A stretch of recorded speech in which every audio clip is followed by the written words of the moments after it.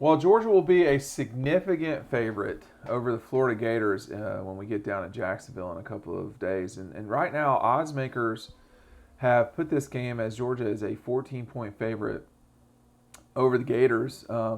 That's that's a lot in this game. Georgia's not been a 14-point favorite over Florida.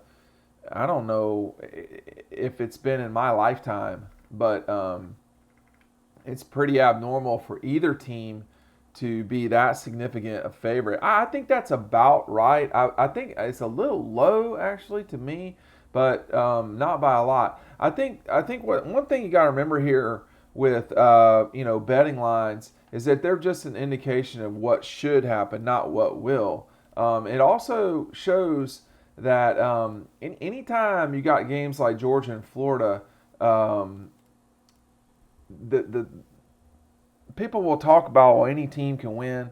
Not really.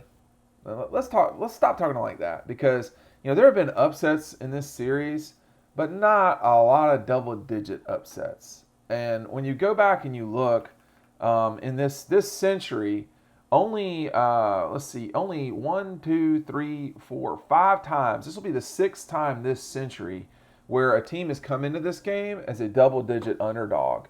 2017, Georgia was a 13-point favorite. They absolutely smoked Florida that day. 2014, this was the only other time that there was an upset. This is the only time this century that there's a double-digit upset. That was Florida over Georgia, the Jeremy Pruitt game, as I like to call it.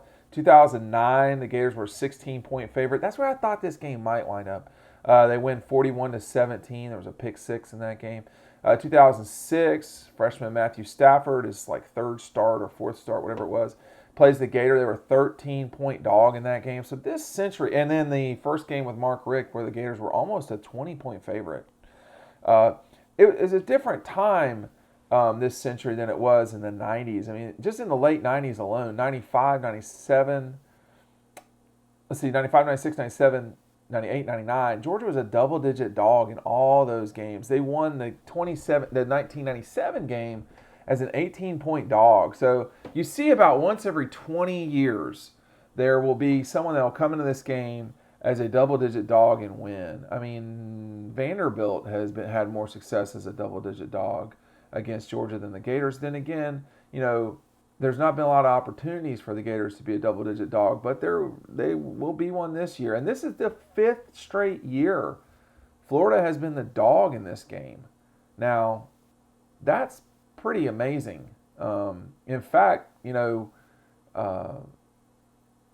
got last year where Florida won the game. They were a 3-point dog. Excuse me, is that okay? I might be wrong about last year. I thought Georgia was favored last year, but nonetheless, you're seeing the trend here is that Georgia has been favored far more often than not against the Gators than the other way around. I think at 14 you're talking about a game where you should win that comfortably. I mean, that's a game that should not necessarily be in doubt in the fourth quarter. Like yesterday. Alabama, Tennessee. I mean, Bama was a 25-point or 24-point favorite in that game. That's a significant favorite to be. This is not that. But, I think, coming to this game, Florida's got a lot of issues. Number one, it looks like Anthony Richardson is going to be the quarterback. We're talking about Dan Mullen here. We have no real idea what they're going to do. Their fan base, pissed. And I think that there's the quarterback situation is one thing.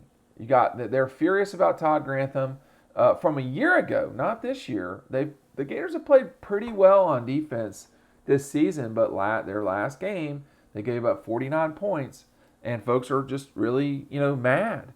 And then you've got Georgia ascending or having ascended. This is not a Florida team that's got,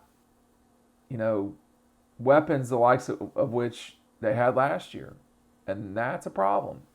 You look at their season so far, the first 2 weeks, just not against good teams. And then everybody was like, whoa, with the Alabama game. Tennessee a week later really seemed to play well against Tennessee, I thought. I thought Tennessee played okay too.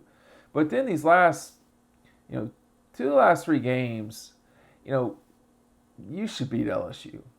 And, they had plenty of chances against Kentucky to win that game too, and they didn't. And they're just not in a good mood right now. They've lost 3 of their last 5 games. They've not allowed a lot of points. I mean, they've only been scored over 30 once this season, which was this last LSU game. But I think folks in Gainesville have gotten annoyed with Dan Mullen. Not the same. I mean, it's worse than what Dabo Swinney's going through. But they're both in the same universe right now of fan malaise, aggravation. They're tired of their coaches being smug. And I think at Florida, you've got a lot of things going on at once, as I said earlier. I mean, that Georgia is the number 1 team in the country probably is an annoying spot. But they are probably the most concerned with their program right now because it's looking like, well, first of all, Georgia's number 1, which is their arch rival. Number 2, Florida State's playing better. I mean, Florida State's won 3 games in a row out of the straight up Undertaker coming off the mat. So they're not really in a good place down there right now. And the Gators are not playing well. You've had multiple games this season where you're rotating quarterbacks. Now all of a sudden you're 2 weeks in to you've got 2-week bye week, and are you gonna make a change at quarterback for good? I mean, Richardson certainly has played well, but I don't know if you really want he has led the team in rushing 3 times this season. Like, that's not really gonna. I don't know if that's a long-term play, but. I don't know, 14, 15 points. We'll see. This is the opening line. It's not the line where we're going to end up. And Georgia has question marks at quarterback. There's questions at Georgia too. They're just not about the play of the position at quarterback. Georgia could get some guys back healthy this week. I mean, I don't think George Pickens is going to play in this game, but certainly Don Blaylock could. I would imagine, Blaylock could, Marcus Rosemary, Jack Saint could, Burton could, and they're already, being very successful with A.D. Mitchell and Ladd McConkey anyway. Nevertheless, Brock Bowers is out there making the case for the best freshman tight end in the last 10 years of college football. So there's a lot of firepower with Georgia, and the defense is a real issue. Now, Florida's not necessarily struggled to score. 35, 42, 29, 38, 13, not great. 42 and 42. So they've scored.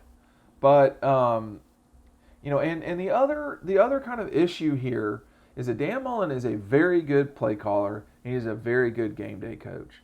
I just don't know if his lack of acquisition of talent is going to cost him the ability to win this game, because you can dial up plays left and right, but if you don't have the players to do it, you're going to have a hard time executing against somebody like this. Georgia makes you earn every first down.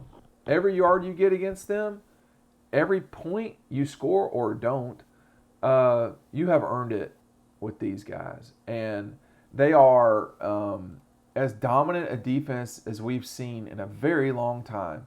Only 3 times this year has someone scored double digits on Georgia. Only once in any game has someone scored 2 touchdowns. Georgia's going to score against Florida. The question is how much.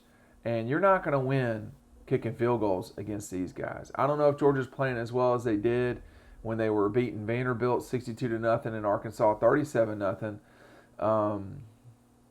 But I don't know that there's a bunch of weaknesses in this team either. I would like to see Georgia for the first time in 4 games get over the 40-point mark, because I think as time goes on here, you're going to see Alabama, Ohio State, I guess Oklahoma, although they just don't look good sometimes.